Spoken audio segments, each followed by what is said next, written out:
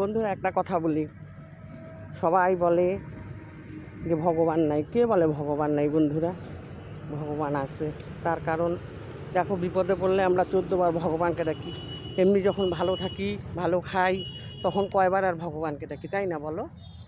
তখন কিন্তু কেউ ভগবানকে ডাকে না। ভগবান যদি নাই থাকবে তাহলে কি চন্দ্র সূর্য উদয় হইতো বলো? ভগবান আছে। বিপদে পড়লে মানুষের 14 বার ভগবানকে ডাকে।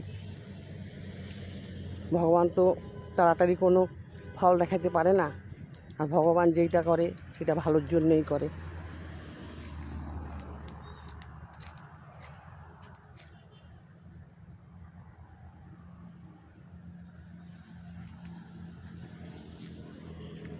ভগবান নাই বললে ভুল। ভগবান আছে বলেই চন্দ্র সূর্য উদয় হচ্ছে। সুখ দুঃখ তো থাকবেই জীবনে, ওই নিয়েই চলতে হবে। ভেঙে পড়লে তো চলবে না বলো?